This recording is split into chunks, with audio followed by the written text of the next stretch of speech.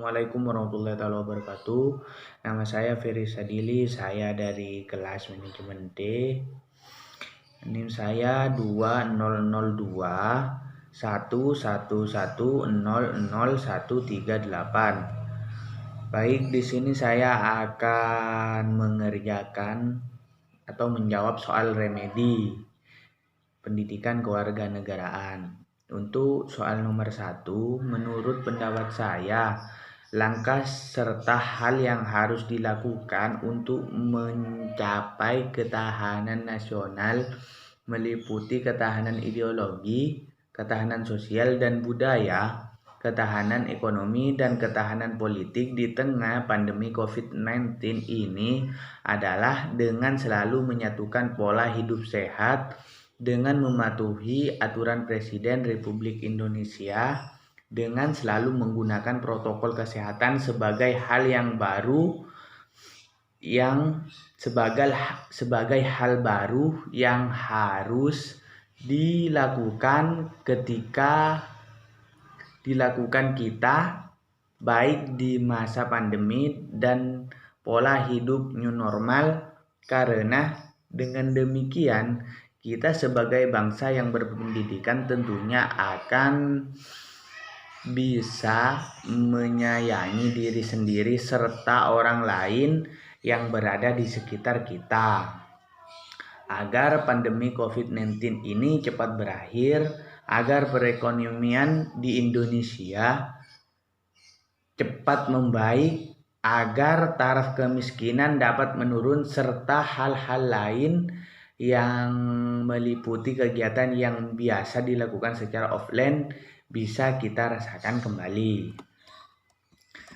Terus untuk soal nomor 2, menurut pendapat saya mengenai tantangan otonomi daerah, salah satunya adalah tantangan yang dihadapi oleh otonomi daerah yaitu pembuatan peraturan, persepsi daerah, kerumitan pengolahan hubungan kewenangan daerah, dan eksploitasi daerah.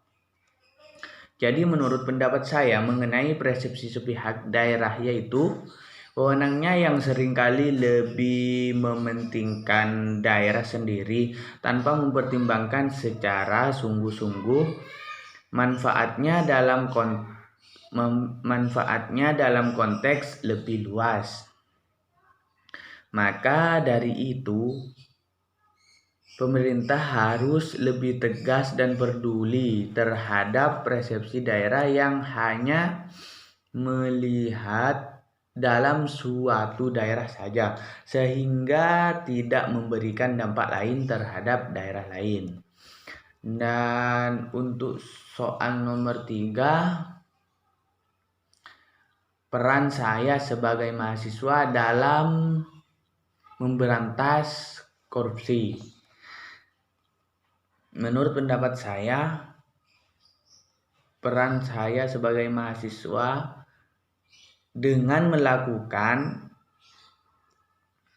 dan mengajak serta berpartisipasi seperti mengadakan demo dan mensuarakan suara rakyat, baik berupa kritikan yang terang-terangan ataupun berupa sindiran, dan juga bisa mengkritik lewat sosial media dengan menjunjung tinggi dan meminta keadilan kepada pihak pemerintah yang berkewajiban.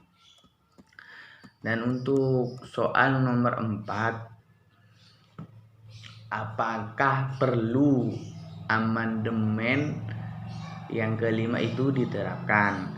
Nah, untuk soal nomor 4, jika dengan dilakukannya amandemen yang kelima ini membawa Indonesia lebih baik lagi dalam segi apapun dan tidak ada yang dirugikan, saya kira perlu. Tapi kalau cuma demi kepentingan penjabatnya saja, saya kira tidak perlu. Karena amandemen yang kelima ini sepertinya lebih fokus ke penjabatnya, sedangkan amandemen sebelumnya itu sifatnya universal. Dan karena amandemen yang kelima ini belum ditetapkan, dan yang saya baca ini ataupun yang saya tahu cuma usulannya saja dan sepertinya lebih mengarah ke yang berkuasa. Dan untuk soal nomor 5, manfaat saya dari sekolah dasar sampai perguruan tinggi ini mempelajari ilmu kewarganegaraan, yaitu menjadikan saya paham akan hak dan kewajiban sebagai warga negara, yang akhirnya membuat kita itu jadi mengerti peran dan penempatan diri kita sebagai bagian dari suatu negara, dan juga dapat memberikan motivasi kepada warga negara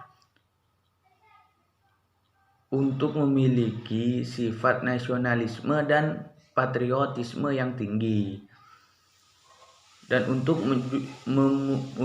memunculkan kesadaran dan kemampuan awal warga negara dalam usaha bela negara, dapat mengetahui berbagai macam landasan dan hukum-hukum yang benar secara hak asasi manusia, dan juga banyak mengetahui seperti apa itu Pancasila, dan juga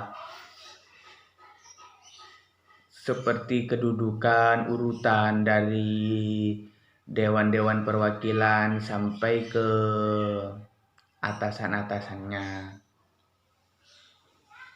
dan juga masih banyak hal lain-lain yang juga saya banyak ketahui. Dan itu saja yang dapat saya sampaikan di dalam video kali ini.